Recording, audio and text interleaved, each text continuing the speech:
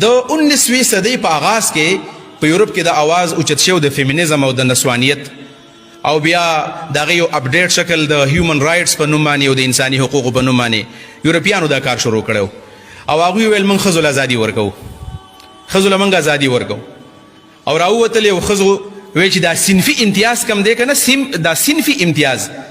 صنفي امتیاز ته چې دا خزر او دا سړی دا میل او فیمیل دا ختمو دا څنګه کېدی شي دا کومه خبره ده څنګه ختمیږي نر او ښځه یو شان کېدی شي تور او سپین برابرېدی شي شپه ورځ برابرېدی شي یخ او ګرم برابرېدی شي خو هغه د یخ مور نه زوی پټول راځي موږ دا برابرو او هغه یو صدۍ محنت چې هغوی کله وکړو په 19مه صدۍ کې آغاز کړی دی برطانیه کې په روس کې په امریکا کې او دا 2021 راورسو 100 کاله محنت چې وکړو نو پاکستان کې په هغه باندې کامیاب شو هغه ایکسپریمنټ پاکستان کې و یورپ کې نه و کړی امریکا کې دا آوازونه نه و شوي په روس کې دا آوازونه نه و شوي په برطانیه کې دا آوازونه نه و شوي پاک سرزمین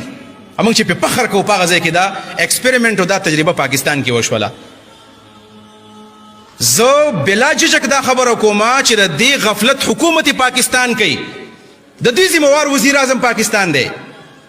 د دې ذمہوار دا موجوده حکومت دی د دې په سربراهۍ کې او د دې په مشرۍ کې د پاکستان په ځمکه باندې بربنډې ښځې راووتلې او هغوی پاڅېدلې او دا آواز وشو چې ہم لے کے رہیں گے آزادی اللہ بھی سن لے اور رسول بھی سن لے اور اولیاء بھی سن لے دا آواز مخی چرته نو شوی لگتا ہے کہ دال میں کچھ کالا کالا ہے بلکہ دال ساری ہی کالی ہے هغه آواز معلومی کی دا چې حالات خطرناک دي زه د حکومت مخالفت په دې نه کوم چې ګرانی ده ګرانی ده او ګرانی وه ټماټر ګران دي پیاز ګران دي زما په نیت باندې شک دی او نیت باندې دا شک دی چې داسې قسمات تحفظ چرته هم داسې غلطو ښځو ته دا په حکومت کې نو ملاو شوی په دې وجه باندې د دې قسمه چې دا کم پروپیګنډې د اسلام خلاف دي یا کم سازشونه دي ادراک پکار دی دا ګوره سیاسي خبرونه کوم د الله د رسول په منبر دا خبره کومه او که د دې شي حمایت نن سبا موږ وکړو ګورئ په نوي نسل کې 15 کاله پس به په دې تیمرګره کې ستا خور او زما خور او دا زنانه به راوځي او د اواز به کوي د ورور او د پلار نه ازادي غواړم څوک به د دې اواز ختم کړي بیا تاسو ونه کتل بل یو ښځه پکې راغله څه ویلي په هغه ځای کې د خلکو دا ویښته ودرېږي په دې غونې پې زګزګ شي هغه یو کس ورته وایي تاسو ولې راوتي او ہم اس لیے نکلے ہیں کہ یہ اسلام مردوں کا اسلام ہے یہ عورتوں کا اسلام نہیں ہے دا وایي د سړو اسلام دی د اسلام د سړو دی زموږ په اسلام کې خو د ښځو ډېر حقوق دي په اسلام کې خو د ښځو ډېر حقوق دي ته دلته کې جګړه وکړه سړی دې وکړي او ښځه په ښځه باندې لاس اوچت کړه چې ته څو ورځې په جیل کې بیایې نشې تللی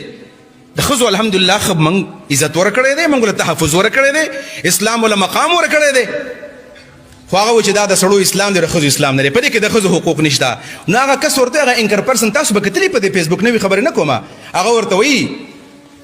وایي دا وایي ګوره دا ښځه خو سین پې نازک دی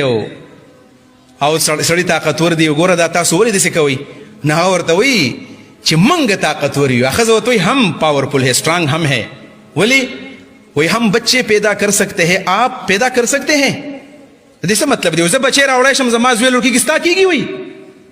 وایي موږ طاقتور شو که سړی طاقتور شو په دې وجه موږ راوتي یو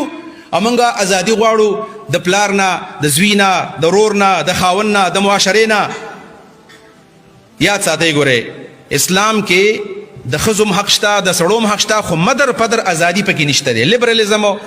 دارنګې سیکولرزم لادینیت پکې نشته په دې بنیاد دا مې دې مسلې له صرف یو ټچ ورکو چې ګوره ذهن کې کېده و دا فتنې دي د دې دور فتنې دي او د دې شی ګوره حمایت نه دی پکار د دې شی حمایت او د چا چې د کومې پارټۍ سره تعلق دی د خپل پارټۍ سره تعلق ساتئ جی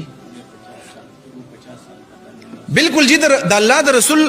یعنی دا قسم آواز کول کو ندی په آړ کې په حشر یعنی خدا چې ګستاخی پکې وشوله د الله او د الله د رسول ګستاخی په دې کې شوې ده خبر د کوپر حد پورې تل کوپر حد پورې او زما د هغه خلکو نه هو دغه خزونه زما ګیل نه کیږي هغه ما په خیال باندې یا مفتی محمود صاحب دی یا بل څوک د زمانه خو یریږي هغه ته یو خزي ویل اسمبلی کې ویلو چې یره دا څنګه اسلام دی چې یو سړی سره خزي کولی شي او یو خزه سره خواندان پکې نشي کولای او ورته خوري دا تحت نه وي دا پاکو خزه ته خو لسم کولای شي او دا کوم چې اسلام آباد کې راوته دي سل مړونم کولای شي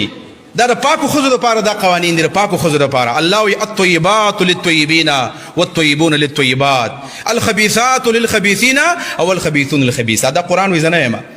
په دې بنیاد باندې دې فتنو ادراک پکار دی او دې فتنو ته یې خو